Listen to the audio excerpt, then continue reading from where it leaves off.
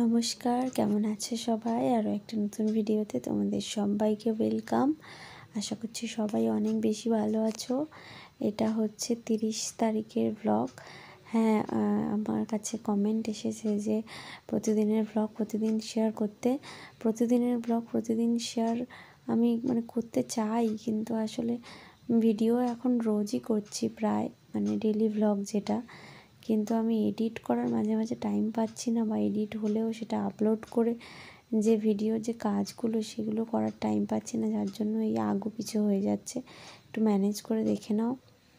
এরপরে 31 তারিখ, 1 জানুয়ারি দুটো ব্লগে একসঙ্গে আমার এখনও ফোনে শ্যুট করা রয়েছে। আজকে ভাবছি সব একেবারে এডিট করে রাখবো, এডিট করে নেব।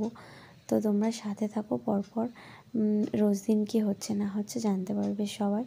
আর শুরুতেই বলি, আগের থেকে আমার ব্লগ চ্যানেলে অনেক বেশি কমেন্ট পড়ছে, যেটা আমার খুবই ভালো লাগছে, খুবই বেশি ভালো লাগছে।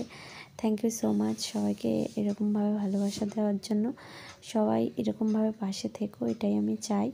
তো আজকে চলে এসেছি রান্নাঘরে।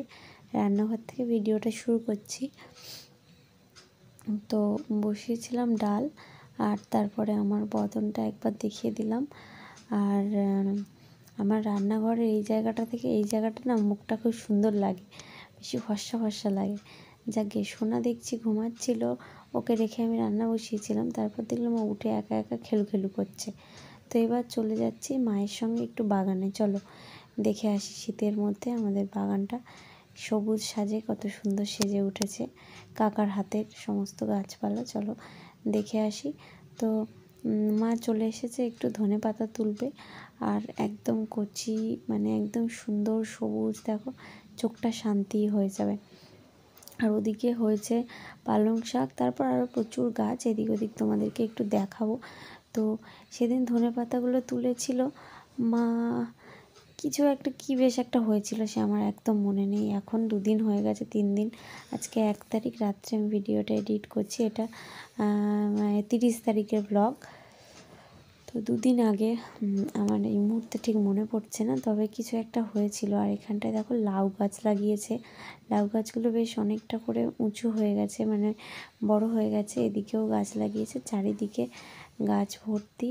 আর পুকুর ঘাটটাও খুব সুন্দর করে ঠিক করে দিয়েছে, যাতে সবাই নামতে পারে, কারণ আমাদের বাড়িতে প্রচুর ভাড়াটিয়ারা থাকে। তো ওদের জন্য, ওদের ব্যবহারের অসুবিধা হচ্ছিল বলে কাকা আর মা দুজনে মিলে পুকুরটা সুন্দর করে, কাকাই করেছে, মা গিয়ে একটু হেল্প করেছে, সারিয়েছে। তো আমি মাকে বলেছিলাম, মা বাগানে গেলে আমাকে বলবে, আমি যাবো, গিয়ে আমি ভিডিও করব। এবারে অনেকের এটা মনে হতে পারে যে দিদিভাই তুমি তো কিছুই করো না, সবই শাশুড়ি মা করছে, আর তুমি খালি দাঁড়িয়ে দাঁড়িয়ে ভিডিও করছো। তো দেখো, এক্ষেত্রে আমার কোনো বক্তব্য নেই, কারণ যারা রেগুলার আমার ভিডিও দেখো, তারা রেগুলার একটু ফলো করতে থাকো, তাহলে বুঝতে পারবে যে আসলে আমি কিছু করি কি করি না। আর আমার শাশুড়ি মার আমার মধ্যে ওরকম কোনো নেই যে এটা করতেই হবে বা ওটা করতেই হবে। আমি চেষ্টা করি করার। আমি ও বাড়ির থেকে যখন এখানে এসেছিলাম, মা বলেছিল যে তোর কিছু করতে হবে না, আমি তোকে খেতে দেবো, তুই খাবি, কিন্তু আমার ভালো লাগে না। তো আমি যতটুকু পারি সোনাকে রেখে কি, মাকে আমি যেটা বলবো, মাকে যদি বলি মা তুমি ওকে নিয়ে থাকো, মা ওকে নিয়েই বসে থাকবে। বা আমি যদি বলি মা আমি ওকে নিচ্ছি, তুমি তাহলে ওটা করে নাও, মা করে নেবে। সত্যি অনেক কপাল করে একটা শাশুড়ি মা পেয়েছি আমি। এটা আমি সবার সামনে আমি স্বীকার করি, সবসময় করে এসেছি। যারা রেগুলার ভিডিও দেখো না, তারা জানো না, মাঝে মাঝে এটা ওটা খারাপ মন্তব্য করো, ঠিক আছে, কোনো প্রবলেম নেই। আমার পুরোনো ভিডিওগুলো দেখলেও বুঝতে পারবে শাশুড়ি মায়ের সঙ্গে আমার বন্ডিংটা কেমন ছিল। হ্যাঁ, মনোমালিন্য মানুষের সাথে মানুষের তো হবেই। তো তারপর এসে আমার ডাল এদিকে হয়ে গেছে। তো মাকে আমি এটাও বলেছিলাম যে ওই যে সুন্দর দুটো ফুল ফুটেছে, তুমি যখন পুজো করতে যাবে আমাকে ডাকবে, আমি গিয়ে ওই ফুল দুটো তুমি যখন তুলবে আমি ভিডিও করব।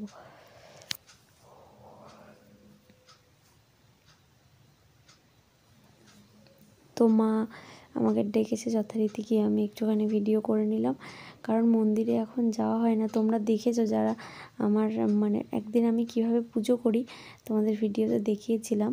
তো আধা ঘন্টা 45 মিনিট লাগে পুজো করতে। আর প্রচুর ঠাকুর আমাদের মানে মন্দিরে, আর সবাইকে না হামাগুড়ি দিয়ে দিয়ে আমাকে ফুল দিতে হয়, মানে অনেক উপরে এরম মানে স্ল্যাব স্ল্যাব করা আছে, তার উপরে গিয়ে ফুল দিতে হয়। সেজন্য আমার এখন ওটাতে প্রবলেম বলে আমি আর যাই না। আর শোনার জন্য ড্রেস চলে এসেছে, আর ঠাম্মা বাড়িতে চলে এসেছে, সেটাও তোমাদেরকে একবার দেখিয়ে দিলাম। আর ঠাম্মা ওই ব্যাগ ভর্তি করে কত কি এনেছে সব পিসির বাড়ির থেকে। আর এখানে দেখো মিঠু এসেছে, মানে আমার পিসি শ্বশুর না, হ্যাঁ না মানে মাসি, জানি না আমি কি বলে, মানে আমার শাশুড়ি মায়ের দিদির ছেলে মিঠু, আর ওটা আমার মাসির ছেলে দীপবাবু, আর ওদিকে দিদা, ওরা তিনজন খাচ্ছে। তো তিনজনকে একটু দেখিয়ে দিলাম। মিঠু দেখছে, মিঠু প্রথমে বুঝতে পারেনি দীপাদি কী করছে। তো তারপর চলো ঘরে চলে এসেছি, এসে ভাবলাম চলো তোমাদেরকে একটু দেখিয়ে দিই।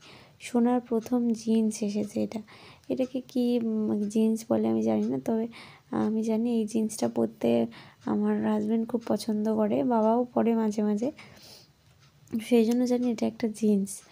তো জিন্স এসেছে, তার সঙ্গে এই গেঞ্জি এসেছে, দুটোই খুব বড় বড়। সোনা পিসি মানে যতবারই আসবে ওর জন্য কিছু না কিছু আনবে, ও যবে থেকে এসেছে।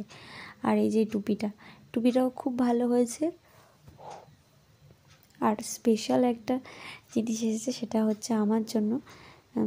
তো সেটা তো যা ইয়াম্মি খেতে ছিল, আর আজকে আমি পুরো একদম দারুণ খেয়েছি। এটা আজকেই খেয়েছি 1 তারিখ। বাবাকে একটু, আজকে বাবা এসেছে, একটা সুন্দর ব্লগ করেছি, শেয়ার করব, সবাই দেখো।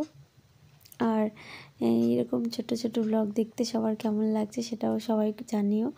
আর দুপুরের পরে আর কিছু দেখায়নি। আর আজকে দেখো ও কিরম পাশ ফিরছে, ও একা একা কি সুন্দর পাশ ফেরে। তো ভিডিও কেমন লাগলে সবাই জানিও, সবাইকে অনেক ভালোবাসা।